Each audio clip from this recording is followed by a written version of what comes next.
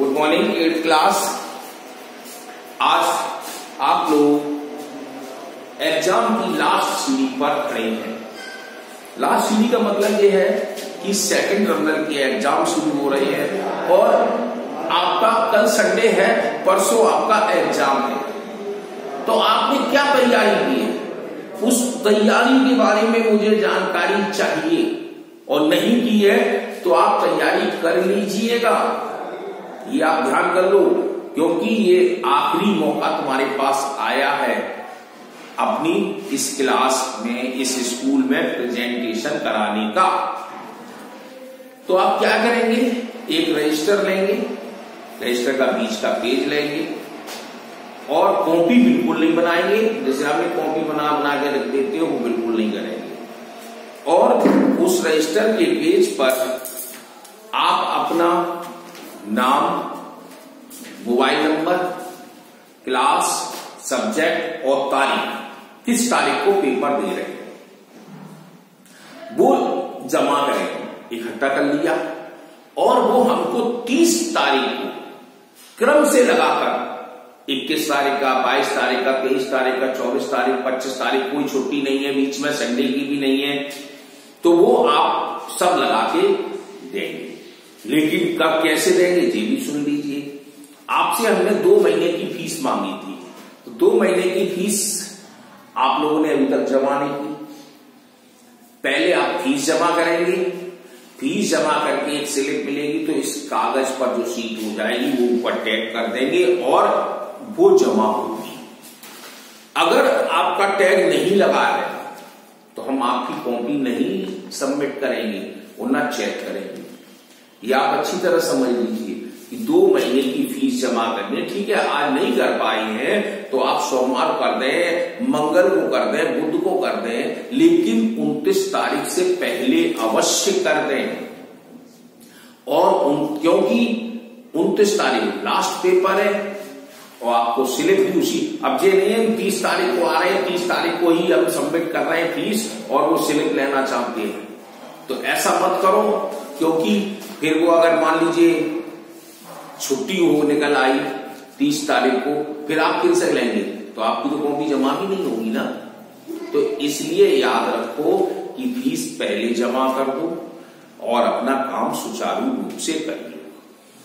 अब रही पेपरों की बात, तो पेपर आपको इस शीट पर देनी है, कॉपी बिल्कुल नहीं लगानी है। अगर शीट भर जाती है तो दूसरा पन्ना लेकर बी कॉपी लिखकर उसका नाम अपना सब लिखकर बी कॉपी और फिर ए इधर, तो आपको टैग करके आराम से दे दें। ये तो आपको होता ही है, क्योंकि मैथ में तो आपको ज्यादा भर जाती है।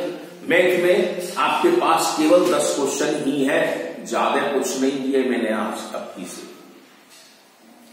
हमने आपसे कहा भी था कि आप कोई भी इसमें आपको परेशानी हो रही हो, यानी किसी भी सब्जेक्ट में आपको डाउट है, तो आपका डाउट क्लियर करने के लिए हमने आपसे कहा था रिक्वायरमेंट डाल दें, जिससे हम दूर कर सकते हैं। लेकिन आज तक किसी का कोई भी सूचना नहीं आई। अब मत डालना, क्योंकि अब संडे है, अब संडे को नहीं होगा तो और कब पेपर शुरू हो जाएंगे, अब क्या आपकी डाउट दूर होंगे। तो इसलिए आप अब अपनी तैयारी करें और मैथ में या संस्कृत में या हिंदी में, ये मैं कल आपको बता चुका था कि आप ये मत सोचना कि बुक के अंदर ही होगा हर चीज, बुक के क्वेश्चन बुक में लिखे होंगे, ऐसा नहीं होगा। कुछ आपके दिमाग से भी होंगे। मतलब आपने बुक में देखा, आंसर शीट देख ली, कोई आंसर आ गया, मिला लिया, लिख दिया, नहीं तो एक गूगल चल रहा बायजूस वाला, बायजूस में डाल दिया, वो अपना पूरा निकल के वैसे ही टीप के रख दिया। जबकि वो अपने अकॉर्डिंग चल रही है, आप अपने अकॉर्डिंग करेंगे सवाल, तो आप स्वयं करिए। अब ना गूगल में मिलेगा ना बायजूस में मिलेगा।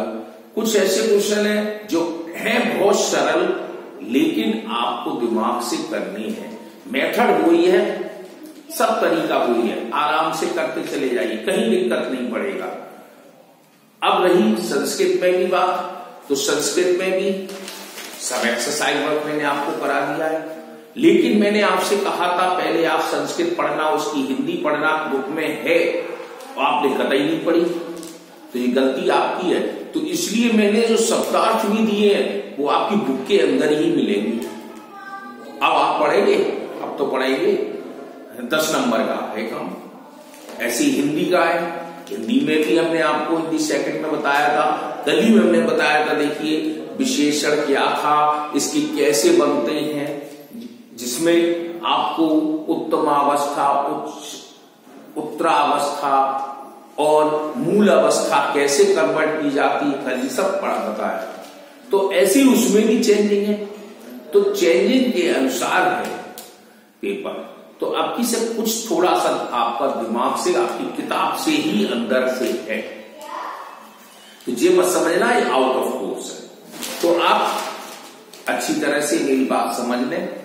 अगर आपको कोई, जैसे हम लाओ एक हम आपको क्वेश्चन करा देते हैं, कैसे किसको क्या करेंगे, ये फैक्टराइजेशन से शुरू होता है और फैक्टराइजेशन से शुरू होंगे और आपके लास्ट तक चलते हैं। जैसे देखो हम एक क्वेश्चन लिखते हैं 30n square minus 70n plus 36n square. अब हम इसका बनाएं तो कैसे बना सकते हैं, तो हमें क्या करना होगा, सबसे पहले देखो ये कोई भी फार्मूला इसमें फिट नहीं होगा। तो 30 का, अब जिस 36 का तो आप 6n स्क्वायर कर सकते हैं, लेकिन 30 का नहीं होगा।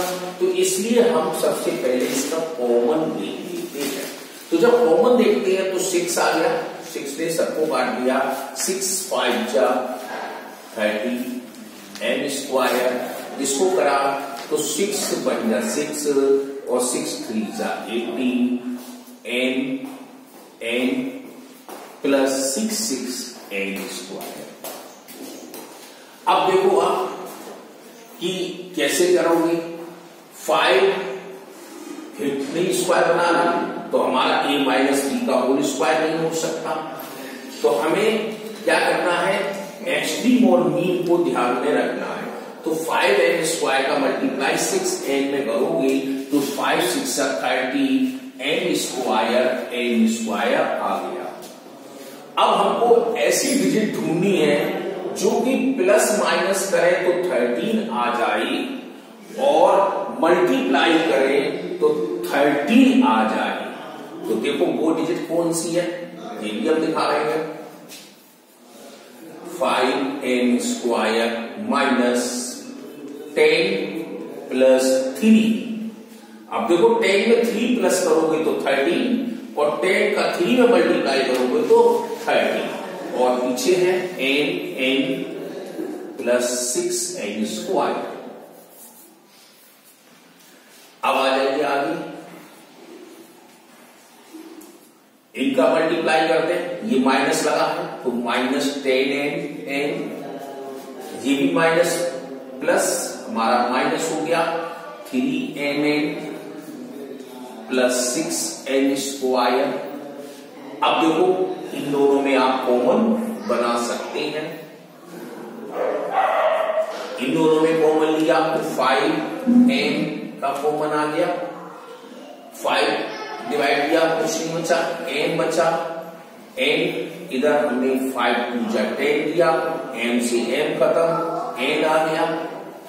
इन दोनों में कॉमन लिया तो माइनस 2, n का कॉमन लिया। अब हमने 2 का डिवाइड किया 3 का, सॉरी 3 लेंगे हम, 3 और 6 है तो 3 का डिवाइड किया तो 3 खत्म, m आ गया। अब माइनस प्लस माइनस, अब आप देखो 3 2 जा 6, n आ गया।